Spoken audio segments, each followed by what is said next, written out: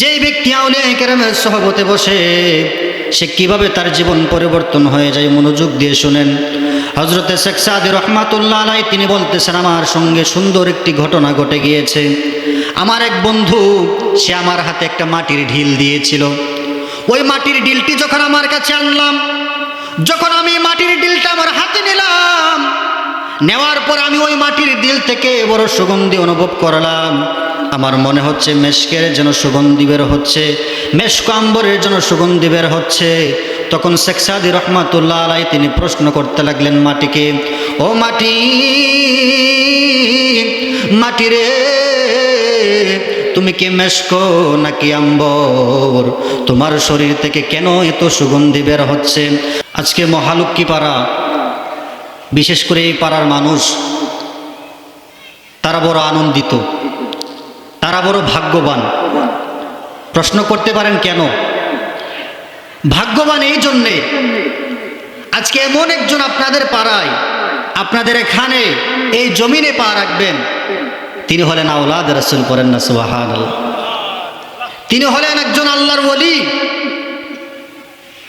আল্লাহর ওলি যে পাড়ার মধ্যে আসে, যে মাহফিলে আসবে, আপনারা যারা এই মাহফিলের মধ্যে বসবেন, ওনার সহবতে বসবেন, যদি আউলিয়া কেরামের আল্লাহর ওলির নেক সহবত আপনাদের উপর পড়ে, মুহূর্তের মধ্যে আপনাদের জীবন পরিবর্তন হয়ে যাবে।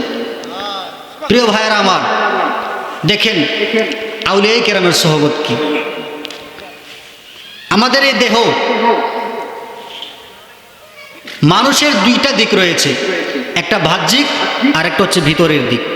বাহ্যিক দিকটা হচ্ছে আমাদের এই যে দেহ, যা দেখা যায়, আর ভিতরের যে দিকটা হচ্ছে এটা হচ্ছে আমাদের রুহু, এটা দেখা যায় না।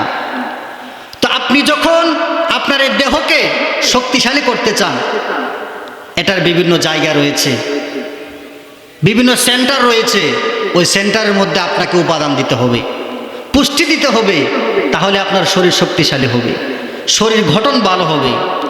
তেমনিভাবে আপনার যে রুহুটা রয়েছে, ওই রুহুটাকে যদি পবিত্র করতে চান, রুহুটাকে যদি শান্তি দিতে চান, ওই শান্তি দেওয়ার জন্য, পবিত্র করার জন্য বিভিন্ন সেন্টার রয়েছে, জায়গা রয়েছে।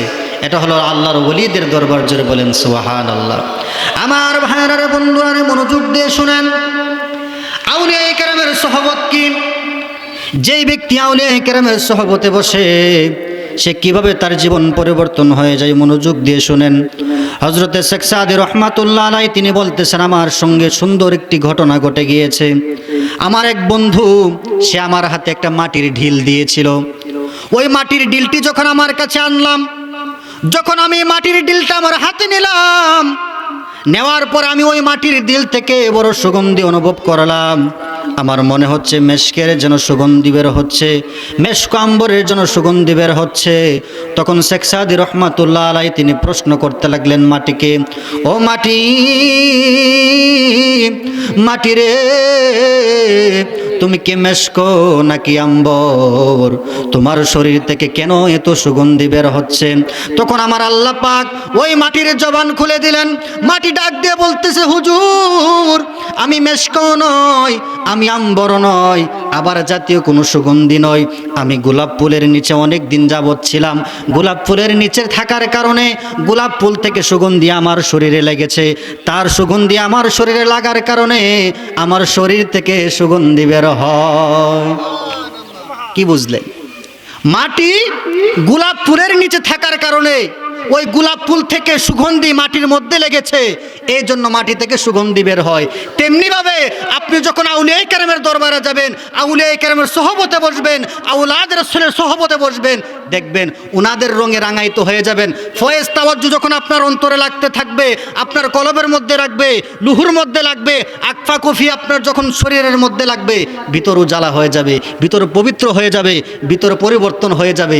এভাবে আপনি আল্লাহর ওলির রঙে রাঙায়িত হয়ে আল্লাহর ওলি হয়ে যাবেন। পড়েন সুবহানাল্লাহ।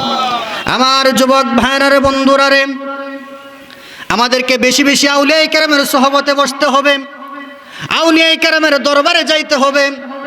বিশেষ করে যারা হক্কানি আল্লাহর ওলি রয়েছে, বেশি বেশি তাদের মাজার জিয়ারত করবেন, তাদের মাজারে গেলে কি লাভ হয়, আউলিয়া কেরামের সোহবতে থাকলে কি লাভ হয়, মনোযোগ দিয়ে শুনেন। হযরতে জালালউদ্দিন রুমি রহমাতুল্লাহ আলাইকে এক ব্যক্তি প্রশ্ন করতেছে, হুজুর আপনি তো আউলিয়া কেরামের দরবারে যান, আপনি তো পীর মাশায়েখের সঙ্গে ঘোরাফেরা করেন, সুফিদের সংস্পর্শে থাকেন, মাজারে মাজারে ঘোরেন, এত ঘোরাফেরা করে আপনি কি পেয়েছেন? সুবহানাল্লাহ। প্রশ্ন করতেছে আপনি কি পেয়েছেন?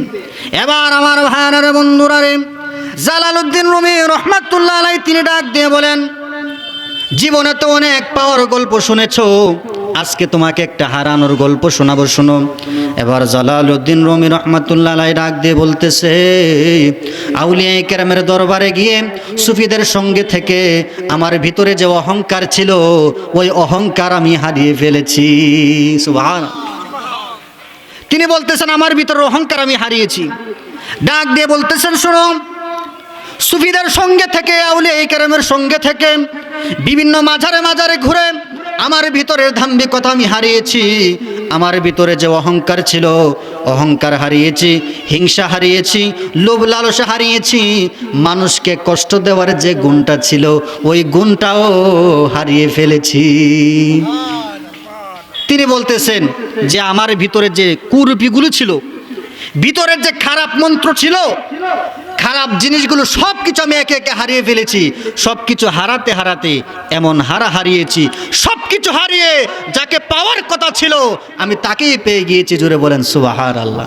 এবার আপনাদের কাছে আমার প্রশ্ন, আপনারা বলেন আমরা আউলিয়া কেরামের দরবারে কিসের জন্য যাই? আল্লাহ তার রাসূলকে পাওয়ার জন্য কিনা? বলেন, আওয়াজ দিয়ে বলেন না। কাকে পাওয়ার জন্য? আল্লাহ তার রাসূলকে পাওয়ার জন্য। তো জালালউদ্দিন রুমি রহমাতুল্লাহ আলাইহি তিনি আউলিয়া কেরামের দরবারে ঘুরে সুফিদের সংস্পর্শে থেকে, পীর মাশায়েখের সঙ্গে থেকে উনি ওনার ভিতরে সকল কুরূপী হারিয়ে তিনি যাকে পাওয়ার অর্থাৎ আল্লাহ তার রাসূলকে পাওয়ার, আল্লাহ তার রাসূলকে তিনি পেয়ে গিয়েছিলেন। জোরে বলেন সুবহানাল্লাহ। আমার ভাইয়েরা, আউলিয়া কেরামের সঙ্গে থাকবেন, ওনাদের সংস্পর্শে থাকবেন, সোহবত নেওয়ার চেষ্টা করবেন। সোহবতে থাকলে আপনি দেখবেন আপনার জীবন অটোমেটিক পরিবর্তন হয়ে গেছে। আপনি নিজে নিজে ইবাদত করে কতটুকু আগাইতে পারবেন, যদি আল্লাহর ওলির নেক সোহবত আপনার দিলে লেগে যায়, আপনার উপরে লেগে যায়, আপনি মুহূর্তেই পরিবর্তন হয়ে যাবেন। পড়েন সুবহানাল্লাহ। আমার ভাইয়েরা রে, বন্ধুরা রে, একটু দুরূদ শরীফ পড়েন। আল্লাহুম্মা সাল্লি মাওলানা মুহাম্মদ ওয়া আলা আলিহি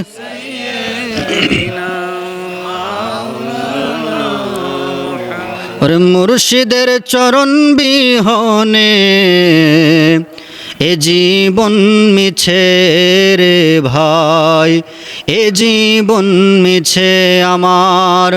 শাহজি বাড়ির চরণ বিহনে এ জীবন মিছে রে ভাই, এ জীবন মিছে। ওরে আল্লাহ নবীর গভীর তথ্য, আল্লাহ নবীর প্রেমের তথ্য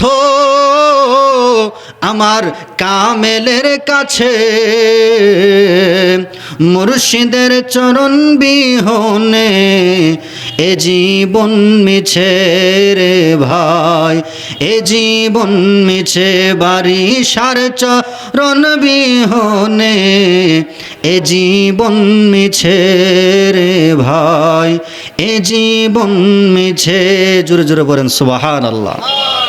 প্রিয় ভাইয়ার আমার, আমি যা বলতেছিলাম, আমরা আউলিয়া কেরামের সঙ্গে থাকব, এই কথা আমার কথা নয়। আল্লাহ পাক নিজেই কুরআনুল কারীমের মধ্যে বলেন, ইয়া আইয়ুহাল্লাযীনা আমানুত্তাকুল্লাহা ওয়া কুনু মাআস সাদিকিন। আল্লাহ বলেন, হে ঈমানদারগণ, ওহে তোমরা যারা ঈমান এনেছো, তোমরা আল্লাহকে ভয় করো, আল্লাহর তাকওয়া অবলম্বন করো এবং সত্যবাদীদের সঙ্গী হয়ে যাও। বলেন সুবহানাল্লাহ। তো আপনারা কি রাজি আছেন তো ইনশাআল্লাহ আউলিয়া কেরামের সঙ্গে থাকার জন্য, পীর মাশায়েখের দরবারে যাওয়ার জন্য, বেশি বেশি মাজার জিয়ারত করার জন্য রাজি আছেন তো ইনশাআল্লাহ? প্রিয় ভাইয়েরা আমার, আমি প্রথমেই বলেছিলাম যে আপনারা বড় ধন্য, কারণ আপনাদের মাঝে আওলাদে রাসূল আসবেন, আওলাদে রাসূলের সোহবতে আপনারা বসবেন। আওলাদে রাসূলের সোহবতে বসাটা যে বসবে সে বড় ভাগ্যবান, যারা বসতে পারবে না তাদের আসলে নসিব হবে না। প্রিয় ভাইয়ের আমার, আমি সকলকে অনুরোধ করব, যারা মাইকের আওয়াজ যতটুকু যাচ্ছে আপনারা সকলেই মাহফিলের মধ্যে অংশগ্রহণ করবেন। এখানে আওলাদ রাসূল বয়ান করবেন, আওলাদ রাসূল এখানে উপস্থিত হবেন, ওনার সহবতে বসবেন, আপনার বড় উপকার হবে। আল্লাহ পাক সবাইকে কবুল করুক, বলেন আমিন। একটু মহব্বত নিয়ে বলেন আমিন।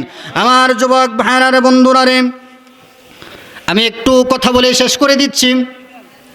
হযরতে জুনায়েদ আল বাগদাদী রহমাতুল্লাহ আলাইহি, উনার দরবারের এক মুরিদ, সে প্রায় 10 বছর ওনার খেদমতে ছিল। 10 বছর খেদমত করার পরে তিনি একদিন বলতেছে, হুজুর আমি 10 বছর যাবৎ আপনার খেদমত করতেছি, কিন্তু আপনার কোনো কারামত আমি দেখতে পাই নাই। বলেন আল্লাহু আকবার। বলতেছে, হুজুর 10 বছর আপনার খেদমতে আছি, কিন্তু কোনো কারামত দেখলাম না। এবার হুজুর একটু চুপ রইলেন, একটু নিস্তব্ধ হয়ে তাকে বলতেছে, তুমি আমার কোনো কারামত দেখো নাই? বলতেছে, না হুজুর, আমি আপনার তো কোনো কারামত দেখি নাই।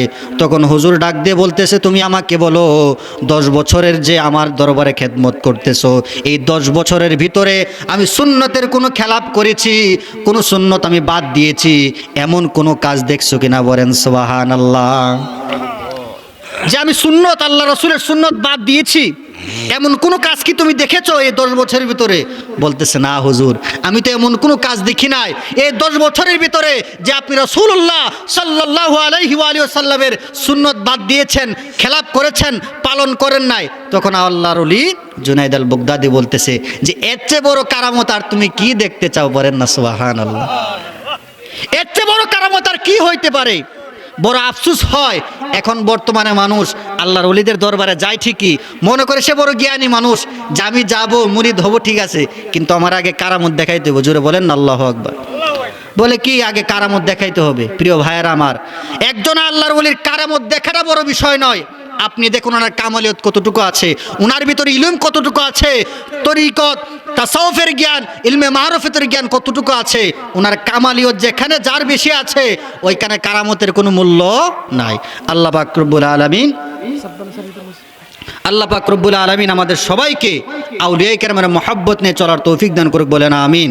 প্রিয় ভাইরা আমার, আউলিয়া কেরামের দরবারে যাবেন বড় আদব নিয়ে, যেন আদবের কারণে আপনি অনেক কিছু পেয়ে যাবেন। বেয়াদবি কখনো, বেয়াদবি করে সে কখনো আল্লাহর ওলি হওয়া যায় না। দেখেন আমাদের এই দুনিয়ার মধ্যে, বিশেষ করে আমাদের দেশের মধ্যে যারা চুরি বাটফারি করে, সুর আছে না আপনাদের এলাকায়? এলাকায় না থাকুক আশেপাশে আছে না? ডাকাত আছে না আমাদের দেশে? লম্পট আসেনি? চাঁদাবাজ আসেনি? দুর্নীতিবাজ আছে কিনা? জেনাখোর আছে না? তো যারা আমাদের দেশে অরাজকতা সৃষ্টি করে, খারাপ কাজ করে, জেনার কাজ করে, মানুষকে কতল করে, হত্যা করে, ওই মানুষদেরকে ধরে আমাদের এই দেশের মধ্যে যে আইন শৃঙ্খলা বাহিনী আছে, র্যাপিড অ্যাকশন ব্যাটালিয়ন, র্যাব রয়েছে, ডিবির ভাইয়েরা রয়েছে, পুলিশের ভাইয়েরা, তারা ধরে তাদেরকে হাজতে ঢুকায়। কথা বলেন ঠিক কিনা? হাজতের মধ্যে ঢুকায়, বিভিন্ন থেরাপি দেয়, বিভিন্নভাবে টর্চার করে, মারধর করে, আঘাত করে, লক্ষ্য একটাই, তারা যেন খারাপ কাজ ছেড়ে দেয়। কথা বলেন ঠিক কিনা? এত মারধর করে যে, আপনারা বলেন ওই চোর সে জেল থেকে বের হয়ে, ওই ডাকাত, ওই লম্পট, দুর্নীতিবাজ, জেনাখোর, বেবিচার ব্যক্তি, সে জেল থেকে বের হয়ে খারাপ কাজ ছেড়ে দিয়েছে, একবারে ভালো হয়ে আছে, আল্লাহর ওলি হয়ে গেছে, এমন কোনো আছে?